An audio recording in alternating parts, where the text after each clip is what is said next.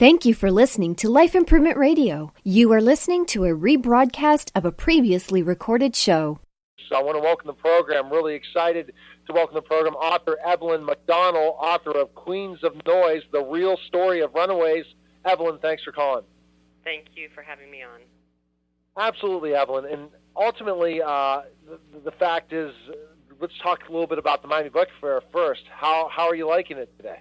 I love the Miami Book Fair. I lived in Miami for 8 years, and it came to be my favorite time of year. That and Art Basel, I have to say. So I'm really happy to be back. I moved to LA 4 years ago, so it's great to be back here and to be presenting a book here again.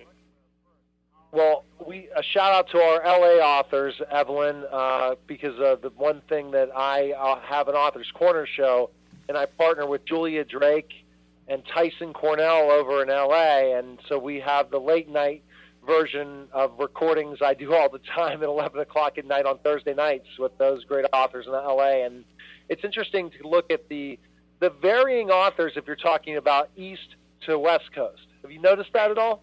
Absolutely. There's a great writers community in Los Angeles, and I also teach at Loyola Marymount University, and the writers we have there in the English department are tremendous. I sometimes feel like we get stigmatized by the East Coast snobbery, but too bad. That's their loss.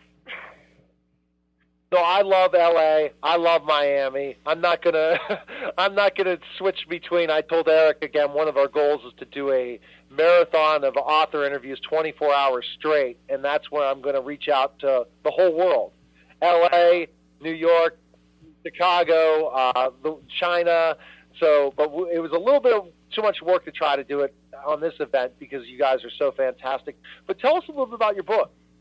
Okay, so Queens of Noise is a history of the band The Runaways. The Runaways were an all-girl band in the mid to late 70s. They really were only together for about 3.5 years. Had incredible adventures, both good and bad. They signed a major label record deal. They were 16 years old, 17 years old. They traveled to Japan, where they were treated like the Beatles, screaming fans.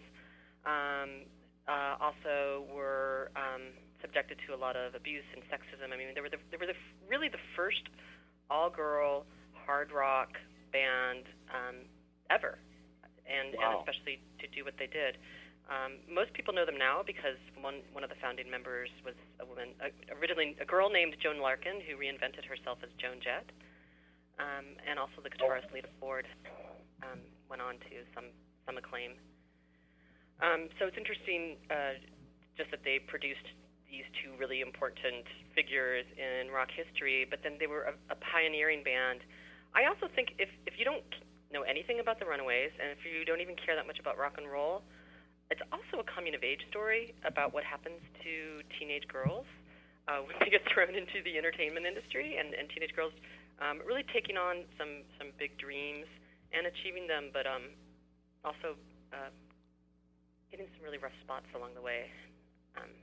Not all of them came out of it on top, I would say. So absolutely, anything in the entertainment business, that's what happens, right, Eric? That a lot of times they get caught up in all the different things going on. Too many distractions. A lot of times there's a lot of stuff thrown at you, and sometimes it's not built for everybody. Right. Yeah. And there's all the classic. There's drugs and jealousies, and there's also some really scary stories about sexual abuse, and they had a very charismatic but sometimes abusive Bengali figure, Kim Fowley, who, to his credit, dreamed up the band, but also they ended up firing him in some acrimony, which was kind of cool that these 18-year-old girls emancipated themselves from this 37-year-old producer. And it's also a story of Los Angeles in the 1970s, which is also just ripe for the picking. All kinds of things to talk about with the Sunset Strip, and just this, suburban LA, what it was like to live there. And these were girls that, Title IX had just happened. All kinds. It was post second wave of feminism. Supposedly, all these opportunities were being made available to them. Joan Jett says she grew up thinking she could be whatever she wanted, and she chose to be a rock star, and she did achieve it. Very interesting. Did you get the opportunity to talk to all the girls and interview them and stuff for the book? I did talk to Sandy West, the drummer, died in 2006 of cancer, and I never had the opportunity to meet her. That was before I started working on this book. I talked to her family members. I talked to all the main members of the band. They went through a few different bass players, and I got hold of the two main bass players, but not quite every single one. Remember the movie Spinal Tap? How the drummer Yes. just always exploded? So the Runaways, the bass players were like the drummers in Spinal Tap. They appeared and disappeared rather fast and furious. But I interviewed Joan, I interviewed Lita Ford, I interviewed their singer Cherie Curry, and I interviewed a couple of the bass players, and I interviewed Kim Fowley, and I interviewed about 70 other people, producers, their publisher, music publisher, family members, journalists, groupies. I interviewed a lot of people with a lot of research, and I found their tons of old archival articles. I mean, they were on the cover of Crawdaddy. They were quite successful, although also sometimes demonized. And I found their recording contracts, which themselves were fascinating documents, very much relics of a kind of scurrilous era of entertainment law, shall I say. So their manager had contract with them. Kim Fowley had this contract with them that they couldn't do anything to cause people to think morally degenerate things of them, and they couldn't be late to practice. He had a whole fine system for them. They would be fined $50. Yeah, which is actually James Brown used to do that to his musicians too. So he didn't invent it, but it's pretty funny to look at now. What was your motivation for writing the book? Was it just someone you admired or you wanted to follow, or did you know someone in the band? I had interviewed Joan several times over the years. I've been a music critic for a long time, and I'm always interested in the stories of women in music in particular and in the arts in general, because I feel that their work is too often overlooked and not fully appreciated, and then I, as a woman, relate to that. And their story it has been told in movies, and Cherie Curry wrote a really great autobiography, but it had never been told in full. There were some really key figures missing from the tellings of the movies. So I wanted to present a complete picture, and I just wanted to.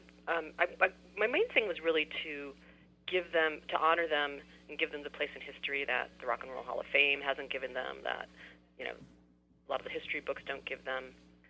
So I wanted to give them that honor and respect, and then I also wanted to expose how poorly the music industry treated these women, and still to this day the way young girls are marketed and thrust into the public eye, and then sort of discarded.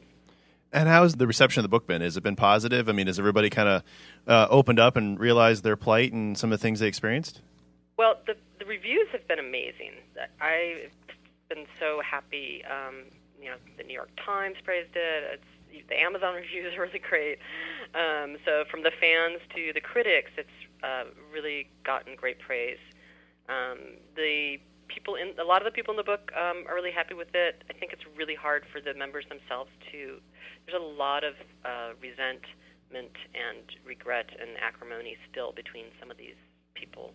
I think it's very hard for them to see their story, even more than 30 years later. This is how young they were when they went through it, and how intense the experience was.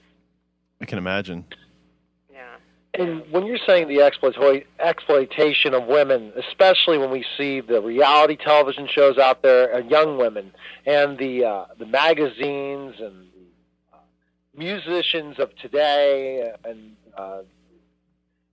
I'm glad you're kind of highlighting this was occurring then, and how can we learn from those mistakes? Right, yeah, well, that's also really, I'm glad you asked that. I mean, that's really one of the reasons I also wrote the book, was to, try to keep history, to keep from repeating itself, and to point out to young girls, how they need to pay attention to their contracts and have a real lawyer when they sign, which is true for any artist, but, I think it especially happens to young people, and it's happened a lot to women and people of color in the history of the music industry. The Runaways were really one of the first rock bands to have young women up in front, and they really did own their sexuality in a way, especially Joan and Lita. They didn't hide that they were, young, pubescent, attractive females, but they didn't necessarily peddle that either.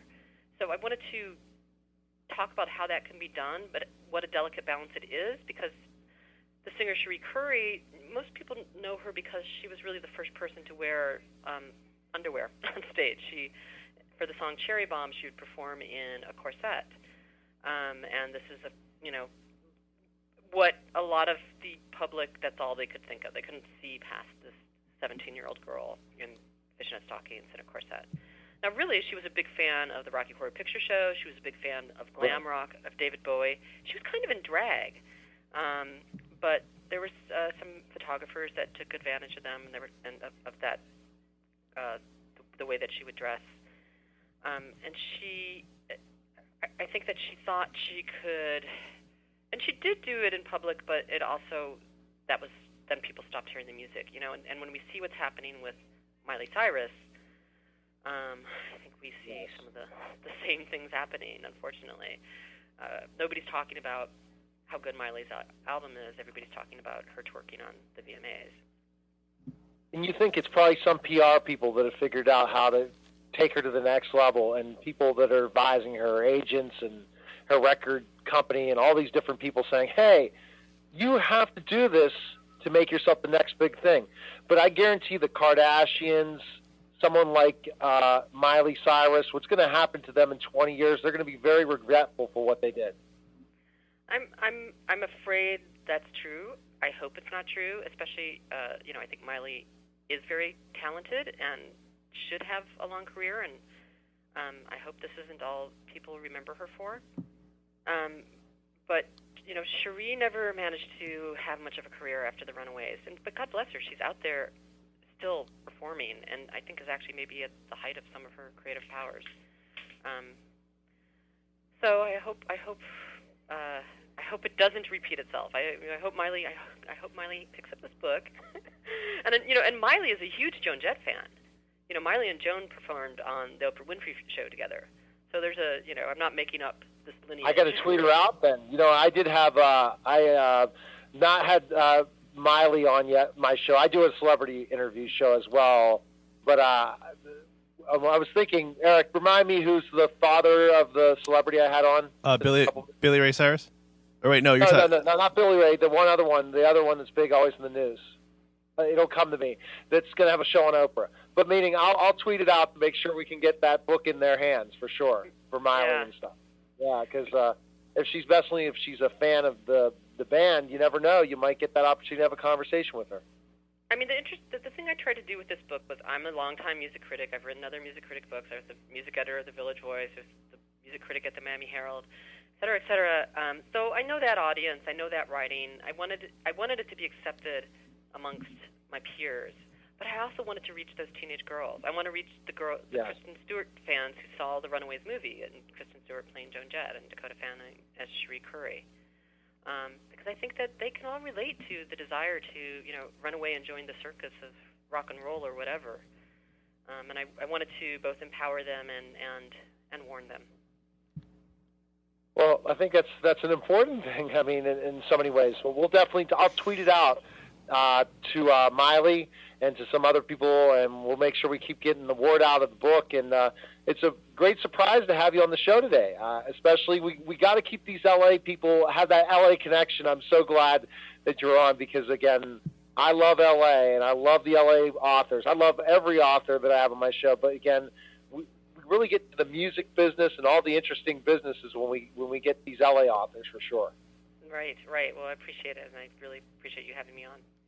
Okay, so where can we find information on you, purchase your book, and learn more about you? Well, it's published by Da Capo, so it's pretty much in a lot of bookstores. They're pretty good at that distribution, and it's on Amazon. I have a blog, which is called populismblog.wordpress.com, and I'm always updating that. And then I'm also on Twitter under twitter.evelynmcdonnell.com. It's EvelynMcDonnell. So hit me up on those. Send me a tweet, too. I already tweeted you out. I'm already on it. Trust me. I'm on. We'll definitely follow each other and follow each other's career, and we're just no. It's not multitasking. I learned from Darren Hardy. It's called switching. There's no such, right, because you're not really doing them all at once, right? No. I'm basically tuning you out for a second while Eric asks the question. But hey, we got to play that game in the social media so we get the whole world watching, listening, and all that. So thanks again for calling. I appreciate it. Thank you. Take it easy. All right, take care. Thank you for listening to Life Improvement Radio. The views expressed by show hosts or their guests are their own and shall not be construed in any way as advice from Life Improvement Radio. We make no recommendations or endorsements for radio show programs, services, or products mentioned on air or on our website. Personal perspectives expressed by the producers, writers, or editors will always be presented as such. Any rebroadcast or retransmission without the expressed written consent of Life Improvement Radio is strictly prohibited. Thanks for listening.